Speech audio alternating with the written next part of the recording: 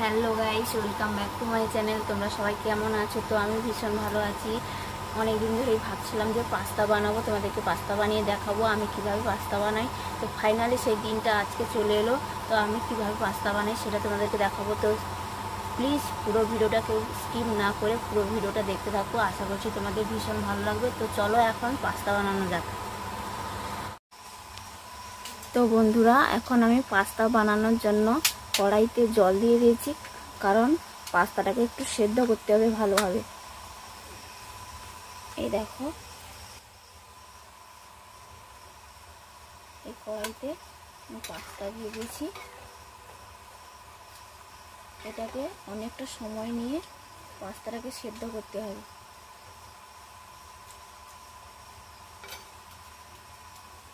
তো পাস্তাটা রান্না করার জন্য আমি কিন্তু এখানে চাকা চাকা করে পেঁয়াজ কেটে নিয়েছি, আর এখানে কাঁচা লঙ্কা আর পাকা লঙ্কা আছে, আর দুটো ডিম আছে।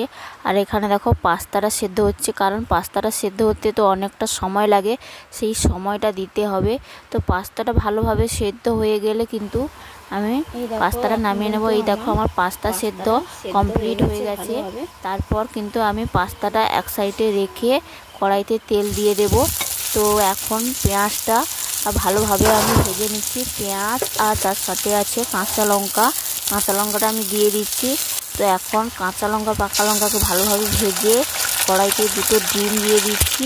তো ডিম লঙ্কা পেঁয়াজ একসাথে ভালোভাবে আমি ভেজে নেব। তো কাদের কাদের পাস্তা খেতে খুব ভালো লাগে প্লিজ কমেন্ট করে জানিও। তো এখন আমার ডিম ভাজা হয়ে গেছে। তো ডিমগুলো আমি নামিয়ে নিচ্ছি। তারপর কিন্তু এখানে আমি কড়াইতে তেল দিয়ে দেবো পাস্তাটা ভেজে নেওয়ার জন্য। তো দেখো পাস্তাটা এইভাবে কিন্তু ভালোভাবে ভেজে নিতে হবে, কারণ পাস্তাটা ভাজতে একটু সময় লাগে। তো কারা কারা পাস্তা খেতে পছন্দ করো একটু লাইক কমেন্ট করে জানিও। আর আজকে ভীষণ সকাল থেকে বর্ষা হচ্ছে, তাই ভাবলাম একটু পাস্তা বানাই। তো পাস্তাটা ফাইনালি বানিয়ে ফেলছি। এই দেখো, তো কেমন লাগলো অবশ্যই লাইক কমেন্ট করে জানিও। আমার এখানে পাস্তাটা ভাজা প্রায় কমপ্লিট হয়ে এসেছে।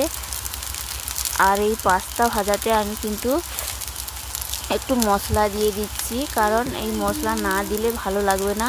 মশলা দিয়ে দিলাম। তারপর আমি কিন্তু আগে যে ডিম পেঁয়াজ লঙ্কা ভাজা ছিল ওটাও আমি একসাথে পাস্তার সাথে অ্যাড করে দিচ্ছি। সবগুলো একসাথে অ্যাড করে কিন্তু আমি ভালোভাবে পাস্তাটাকে ভেজে নেব।